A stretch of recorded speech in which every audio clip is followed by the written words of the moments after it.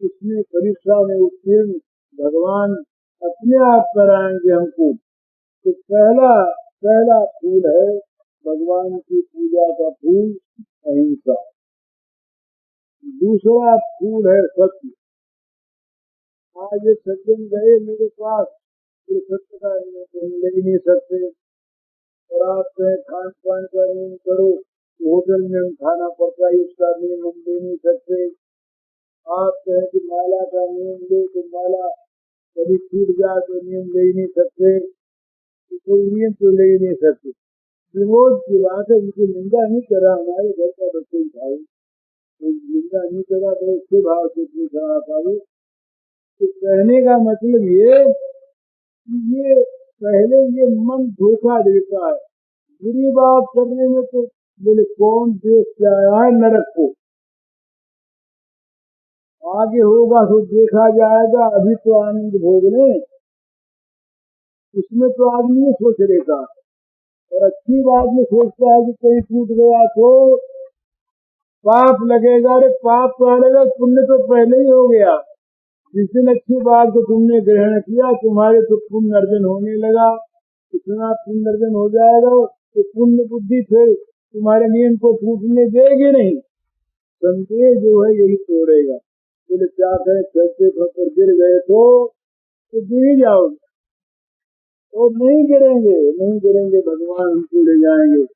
मन गिरता रहे। तो पहला पुष्प तो अहिंसा है। दूसरा पुष्प है सत्य। देखिए सत्य का अर्थ ये नहीं है, सत्य है तो असल में ये कि जैसी बात हमने जानी हो, सुनी हो, वैसी की वैसी दूसरे को समझा दे, इसका नाम सत्य। कह दे नहीं महाराज जी आ जाए, हमने पहले इनको पहले सुन लिया कि आज महाराज जी आए हैं, इनके पास मिलने जाना चाहिए था, मिलने तो हम गए नहीं। महाराज जी रास्ते में मिल गए तो झूठ को बोलना नहीं, और मिलने गए नहीं तो वहाँ बात फल करें। महाराज जी आप आ जाए, तीन शब्द बोले ना, आप आ जाए। मन में हम सोचेंगे हम झूठ को बोले नहीं, हमको मालूम था आप आ जाए, हमने यही तो कहा आप आ जाए। पर हमने पूछा इस प्रकार के टोन से कि आप ये समझें कि हम पूछ रहे हैं कि आप आ जाए हैं, हमको मालूम नहीं था। ये झूठ हो गया, ये झूठ हो गया। शब्द वो के वो हैं, पर आपको समझाने की हमारी इच्छा असली चीज नहीं है। दूसरी युधिष्ठिर का वो बात तो सत्य थी। अरे अश्वत्थामा मारा ही तो गया था, अश्वत्थामा हाथी का नाम था, झूठ नहीं बुलवाया उससे। उनसे कहा भाई तुम कहो अश्वत्थामा मारा गया, तो इसमें था क्या? द्रोण ये समझे कि मेरा पुत्र अश्वत्थामा मारा गया, इसलिए उसे बुलवाया गया। चाहे वो फिर कह दें कि अश्वत्थामा मारा गया, हाथी कह दिया तो ढोल वोल बजा दिया, हाथी से नहीं सुना। तो उसी दिन से महाराज वो रथ का पहिया नीचे घट गया। और दूसरी बात क्या हुई, नरक के मार्ग से युधिष्ठिर महाराज को जाना पड़ा इस बात छल से। वो कह देते हम तो सच बोलते हैं, हमने सच कहा। अश्वत्थामा मारा गया था, नहीं मारा गया था। आज का आदमी हो तो दलील देता है, बोले क्या झूठ हुई बताओ, कानून क्या कहता, अश्वत्थामा मारा गया नहीं मारा गया। अब वहाँ कानून नहीं चलती ना, वहाँ के जो सत्य है वो सत्य रहता है। तो सत्य का, और वो भी सत्य नहीं है जिसमें निर्दोष प्राणी की हमारे सत्य से हत्या होती, वहाँ तोलना पड़ता है। बोले हम तो सच बोलते चाहे, और एक वो भी सत्य नहीं कि सत्य तो बोले तो दूसरे के हृदय में जा करके शेर मार दिया, विलीन हो गया उसका हृदय। कोई अंधा आदमी जा रहा है, बोले वो जो अंधा जा रहा है, अंधा कहीं का पूछता है, अरे अंधा तो है ही ना, सबको बोले, अंधे को अंधा का बड़े झूठ थोड़ी बोले हम, तो बोले इसलिए कि वो बेचारा अंधा है, उसको इस बात से दुख है, इसलिए बोले। तो वो सत्य होने पर भी उसको दुखद है, इसलिए वहाँ शब्दों को बदलकर बोलना चाहिए, क्योंकि आप दिखता है नहीं, आंखें उनकी काम नहीं कर रही है, ये कह दिया तो क्या बिगड़ गया। इसलिए ये देवी जो है इनके पति का व्यवहार शांत हो गया, भगवान की ऐसी मर्जी, ये कह दिया और चलते उनको गाली दे दी। बात वो की वो है, लेकिन उसमें सत्य होने पर भी वो सत्य सत्य नहीं जो दूसरे के जीव को व्यर्थ में दुखाता हो, और वो सत्य तो सत्य है ही नहीं जिसमें निर्दोष प्राणी की हत्या होती। पहले जमाना की दूसरी बात थी, तो एक कथा देवी भागवत में आती है कि एक मुनि बैठे, उधर से एक कोई पशु गाय कोई जा रही थी, ब्याज नहीं, पीछे से ब्याज आया, मुनि को मालूम था कि वो गई है उस तरफ, मुनि से पूछा मान कि वो गाय वो पशु कौन था, कहाँ या हिरण था क्या था। अब ये जान गए तो उस समय के जमाने में तो बोल गया, आज का कानून को सुनता नहीं इस बात को, वो कहेगा ठीक बोलो, ये हम ये नहीं सुनना चाहते। उन्होंने कह दिया कि भाई जिसने देखा उसमें बोलने की ताकत नहीं, और जिसमें बोलने की ताकत है उसने देखा नहीं। आंख ने देखा, आंख बोल नहीं सकती, और वाणी ये जीभ बोल सकती है, इसने देखा नहीं, तो वहां से काम चल गया। ऐसी अवस्था में क्या करे कि वो दो धर्म जहाँ अड़े आपस में आकर के वहाँ प्रबल धर्म का पालन करे, जो निर्बल हो उसका पाप अपने ऊपर रह लो, है वो भी पाप, वहाँ अपने आप सह ले, अपना त्याग करके अपना बलिदान करके उस निर्दोष को बचा दे। बोले भाई जानते हैं बताएंगे, तुमको मारेंगे, बोले मारो, ये सत्य है, जानते हैं बताएंगे नहीं। एक हुआ वो पुराना केस था विपिन चंद्र पाल, ये बहुत पुरानी बात, एक केस चला उसमें विपिन चंद्र पाल गवाह थे, उन्होंने कहा जानते हैं पर गवाही देंगे नहीं, उन पर केस चला, उन्हें 6 महीने की जेल हो गई। ये सत्य नहीं बताते, नहीं बताते तो सत्य में क्या है, सत्यवादी जो होता है ना उसकी वाणी सत्य हो जाती है, उसके मुंह से जो निकलता है वो सत्य हो जाता है। ऋषि का बच्चा खेल रहा, खेलते खेलते कह दिया ये तक्षक इसको काटेगा 7वें दिन, परीक्षित। अब वो पिता दुखी हुए, कितने धर्मात्मा राजा को पहले श्राप दे दिया, और बात अन्यथा नहीं हुई क्योंकि वो सत्यवादी था। सत्यवाद जो होता है उसकी वाणी सत्य होती है, उसकी वाणी का आदर होता है सर्वत्र। तो झूठा है इसके बात का क्या मानना है, बात तो सत्य कहता है, भाई झूठ नहीं बोलती, उसकी बात का अपने आप आदर होता है। युधिष्ठिर से जाकर के पूछ लेते थे, तो भीम से और भीम से नहीं पूछना है, और सबसे बड़ी बात होती है सत्य भगवान का स्वरूप, सत्यवादी के प्रति भगवान प्रसन्न होते हैं। और एक बात बहुत ध्यान में रखने की है, विश्वास होना बड़ा कठिन है, सत्य का फल कभी अमंगल नहीं होता। ये कोई आदमी समझ ले कि मैं सच बोलता हूँ तो इसके फलस्वरूप मेरी हानि हो जाएगी, ये बात कभी नहीं होने की है। हानि होती ठीक है भलाई, पर सत्य बोलने वाले की कभी हानि नहीं होगी। सत्य भाषण ये भगवान को बड़ा प्रिय है, भगवान सत्य की रक्षा करने वाले की रक्षा करते हैं, इसमें कोई संदेह नहीं। अन्य लोग ये पहले मान लेते हैं कि यहाँ पर झूठ बोलना पड़ेगा, यहाँ बोले बिना काम चलेगा ही नहीं। और वो सत्यवादी जो है उसकी बात को, उसका कोई अपराध भी हो जाए और वो तो उसको लोग मान लेते हैं सत्य बोलता भी, भूल तो हो गई और ये क्षमा होने लायक।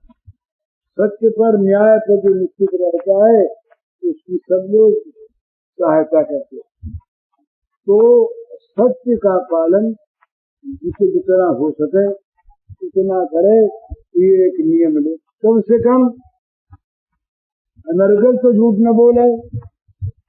हम लोग तो हंसी मजाक में बेमतलब कोई काम ही नहीं, अरे कोई भाई डाका डालने आ गया, मार रहा है, खून कर रहा है, वहाँ झूठ बोले तो एक बात है, तो बिना ही मतलब वो शास्त्रों में कहीं एक शब्द मिल गया, बोले ब्याह में और व्यापार में झूठ बोला जा सकता है।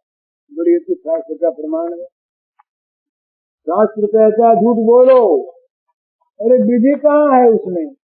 कहीं झूठ बोलने की विधि है क्या?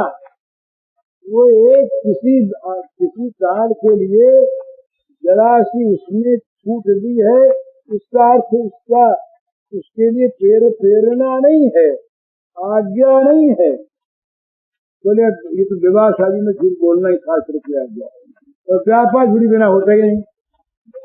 ये सबसे बड़ी व्यापारियों के ऊपर तो एक विपत्ति है भला। ये झूठ बोलने को व्यापारियों ने व्यापार का एक साधन मान लिया, इसलिए झूठ बोले बिना काम चलता नहीं, क्योंकि सत्य मती हो गई, ये भांग पड़ी। अगर सब लोग समझने लगे कि सत्य बोलना है चाहे हो चाहे न हो, तो सत्य अपने आप आ जाए। तो सत्य का जो व्यापार होगा वो बड़ा सुंदर व्यापार होगा। उस पर सत्य पर जो आधारित है वो चीज बड़ी श्रेष्ठ होगी, बड़ी उत्तम होगी। तो जहाँ तक बने, जिससे जो बने, हम सबको बाध्य करने का तो हमारा कोई काम नहीं। हमको झूठ बोलते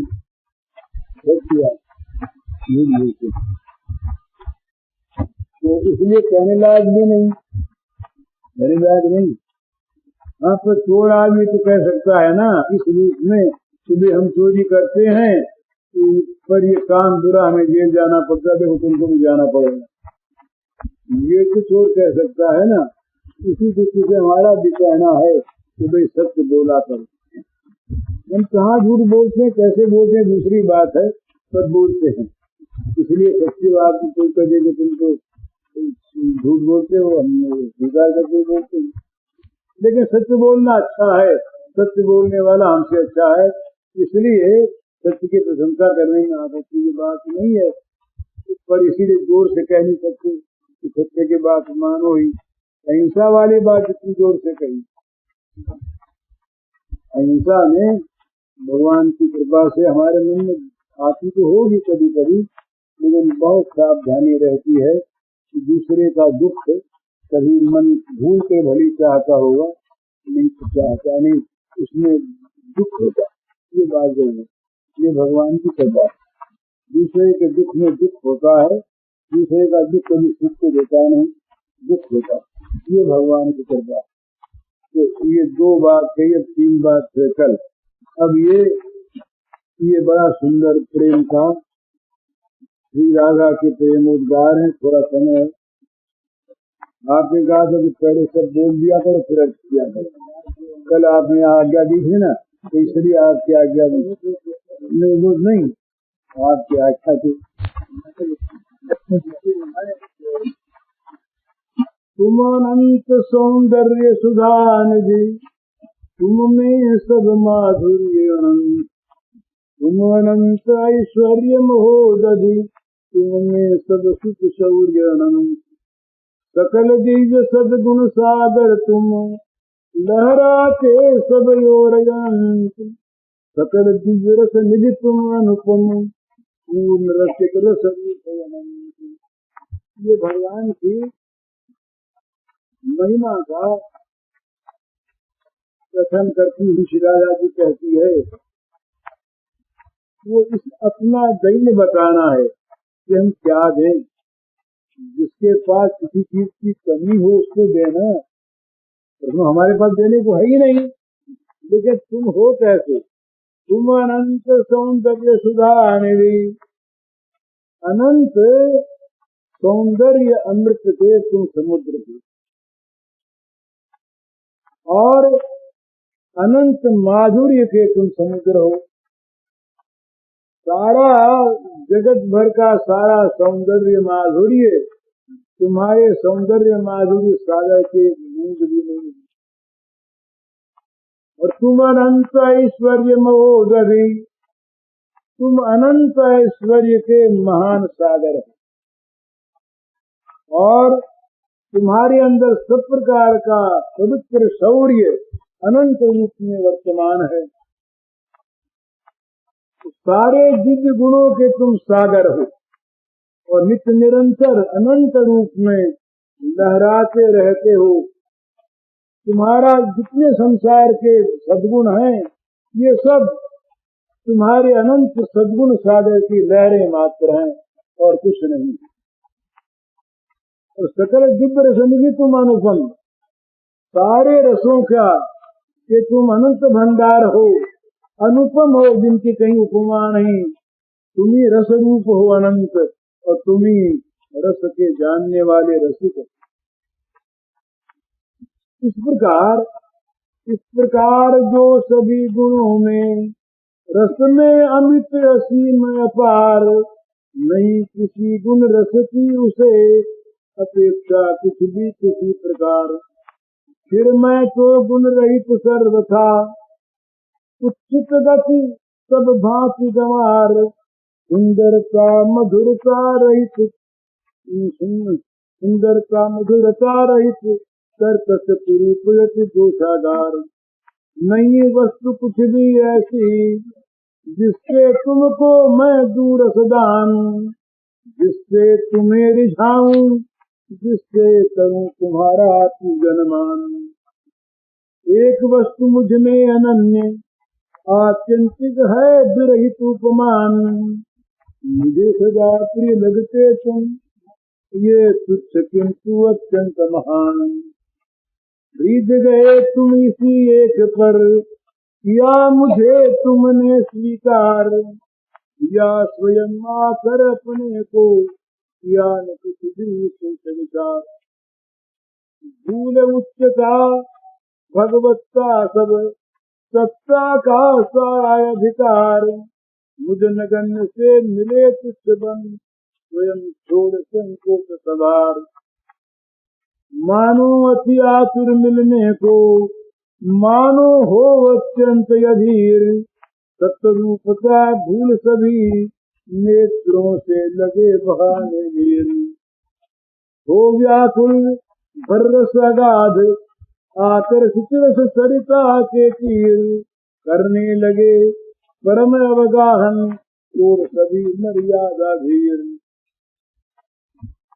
बड़ी अमित उमड़ी रस सरिता, पावन छाई चारों ओर, डूबे सभी भेद उसमें, फिर रहा कहीं भी और न छोर। प्रेमी प्रेम परम प्रेमास्पद, नहीं ज्ञान कुछ हुए विभोर। राधा प्यारी हूँ मैं, या हो केवल तुम प्रिय नंद किशोर। राधा प्यारी हूँ मैं, या हो केवल तुम प्रिय नंद किशोर। राधा जी कहती हैं, इस प्रकार तुम तो सब बातों में अनंत हो, सभी गुणों में, सभी रसों में तुम असीम हो, अनंत हो, अपार हो। किसी भी गुण और रस की तुम्हें अपेक्षा नहीं।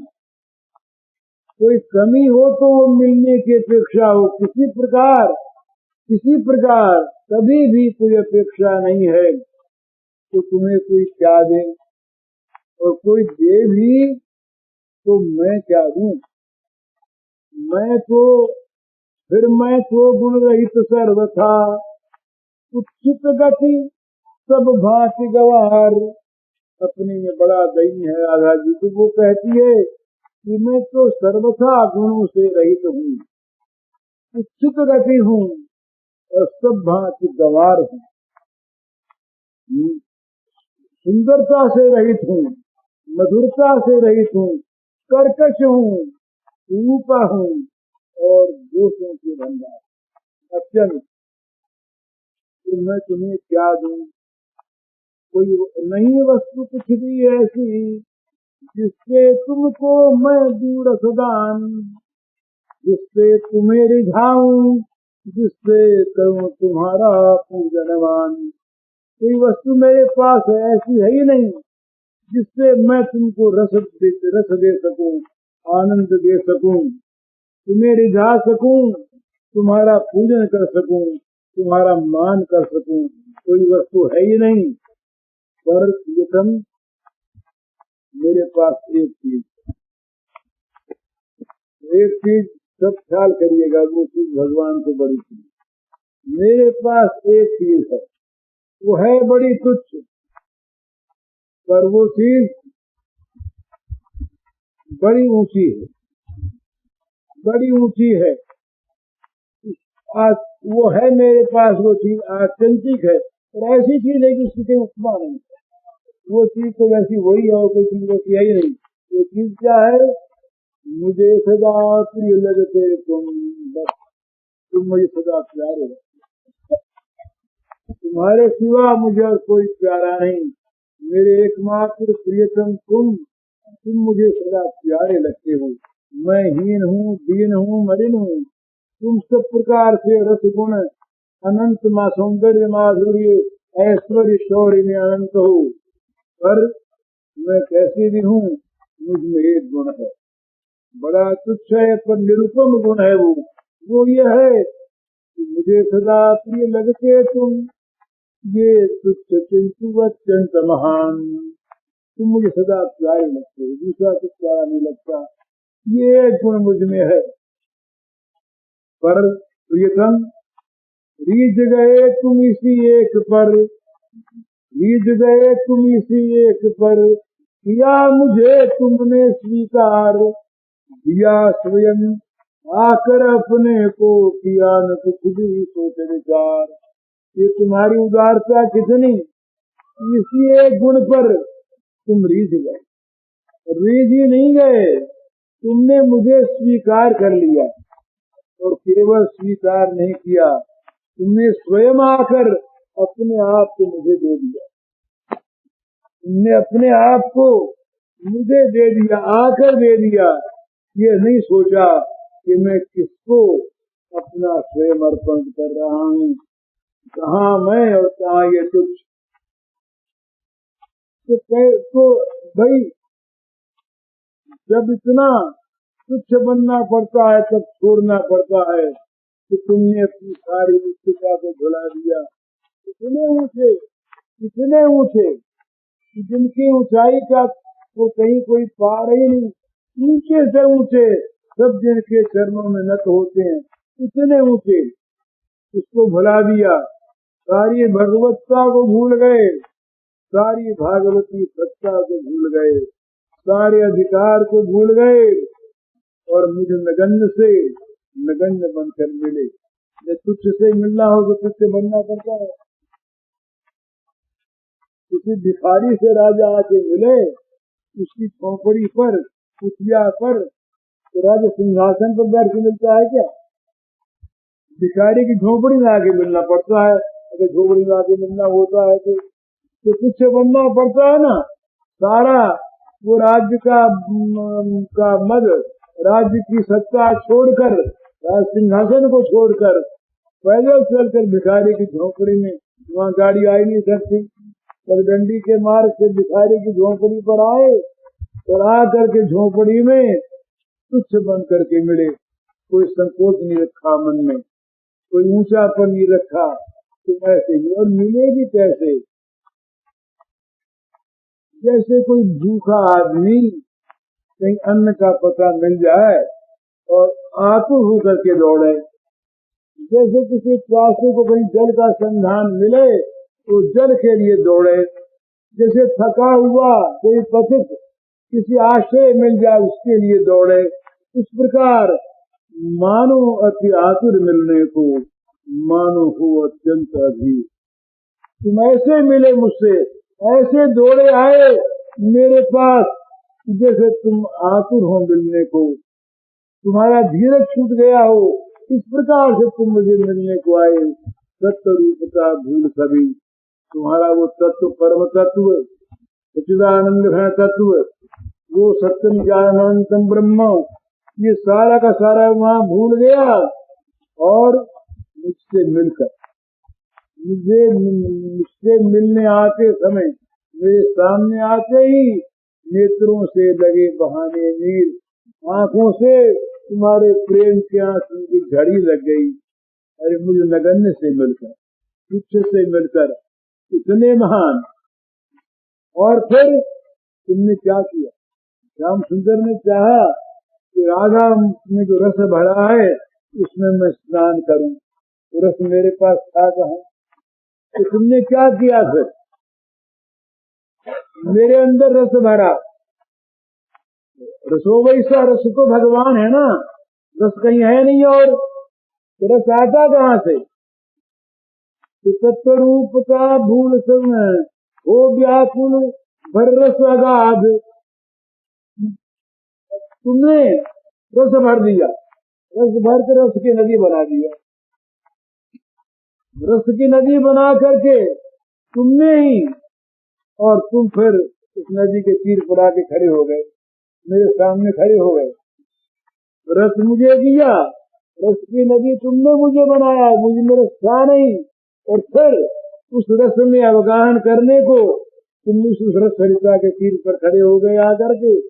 हो व्याकुल भर रस अगाध, आकर सुचि रस सरिता के तीर, उस रस सरिता के तट पर आकर तुम खड़े हो गए और ऊपर करने लगे परम अवगाहन।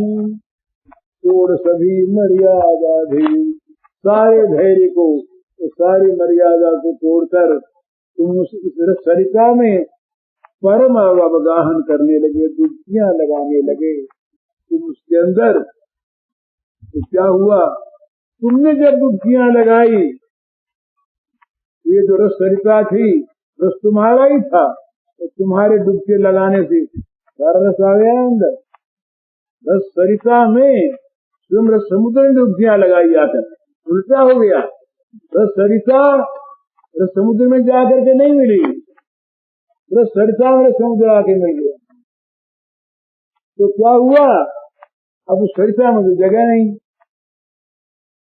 और सरिता तो नदी है ना, उसमें समुद्र आके मिले नदी में, तो समुद्र की क्या दशा हो, और नदी की क्या दशा हो? तो बड़ी अमित उमड़ी रस सरिता पावन छाई चारों ओर। रस सरिता प्रेम की नदी तमाम दो संगना का रूपा हो गई ना, तो ये अमित रूप से बड़ी, और ये उसकी सरिता उमड़ गई तो बड़ी पवित्र चारों ओर छा गई। उसमें क्या गई, क्या गई, इसलिए बड़ी पवित्र। बस सारे कुल किनारे इसमें डूब गए, कहीं और छोड़ नहीं रहा। अब ये पता नहीं लगता कि कौन प्रेमी है, कौन प्रेम है और कौन प्रेमास्पद है, ये ज्ञान अब नहीं रहा। सब रस के रस सरिता में आकर के रस का समुद्र डूब गया, सब एकाकार हो गया। अब इसके बाद प्रेमी प्रेम परम प्रेमास्पद, नहीं जान कुछ हुए विभोर। अब ये ज्ञान भी नहीं रहा कौन प्रेमी है, कौन प्रेमास्पद है और कौन प्रेम है, त्रिपुटी मिट गई। अब ये भी पता नहीं रहा कि राधा प्यारी हूँ मैं, या हो केवल तुम प्रिय नंद किशोर। मैं एक राधा तुम्हारी प्रियतमा ही हूँ, या तुम मेरे प्रिय नंद किशोर ही हो, इसका पता नहीं रहा। बस रस समुद्र समुद्र बन गया, ये राधा को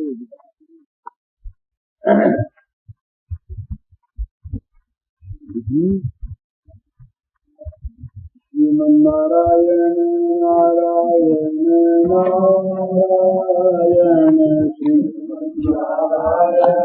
कुछ समय है क्या है? ये बेचारे 5-7 दिन से ये आ रहा है, एक छोटा सा पद है,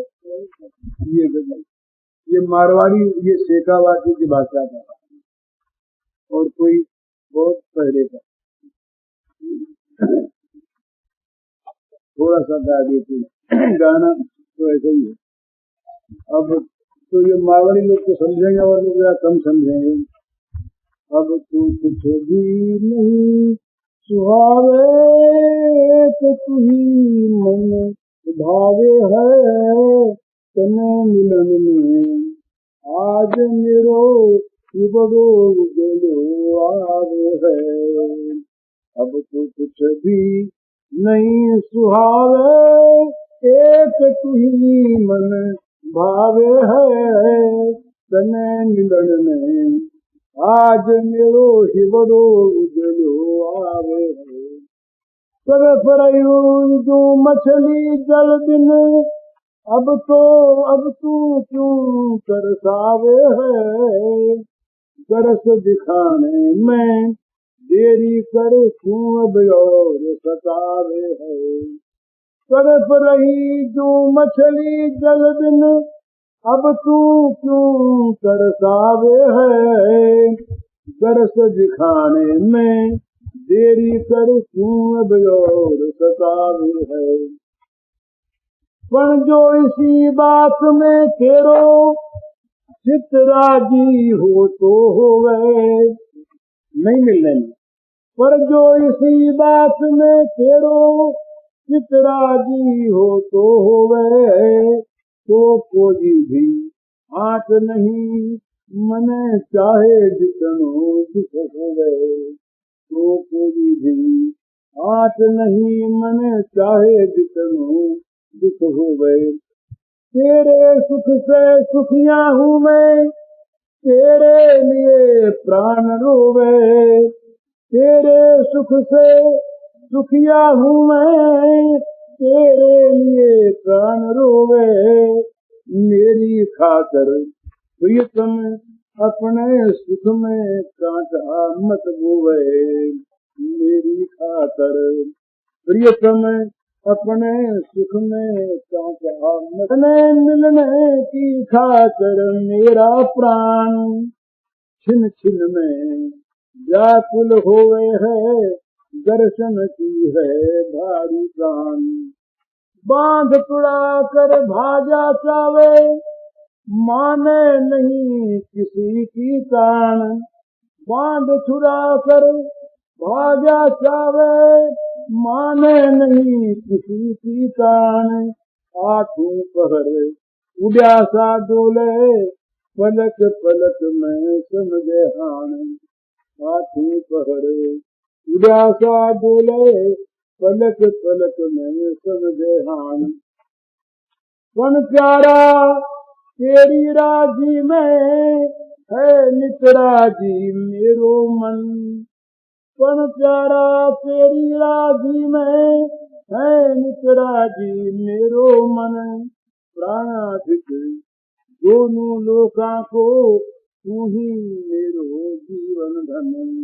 प्राणाधिक दोनों लोका को तू ही मेरो जीवन धन। नहीं मिले तो तेरी मर्जी पण तन धन तन मन तेरे अर्पण। नहीं मिले तो तेरी मर्जी पण तन मन तेरे अर्पण। लोक वेद है तू ही मेरो परम रतन। लोक वेद है तू ही मेरो परम रतन। चातक की जो सदा उड़ी तू कदे नहीं मुँह ने मोड़ू। चातक की जो सदा उड़ी तू कदे नहीं मुख ने मोड़ू। दुख देवे से चढ़ पावे तो भी लेह नहीं तोड़ू। दुख देवे से चढ़ पावे तो भी लेह नहीं तोड़ू।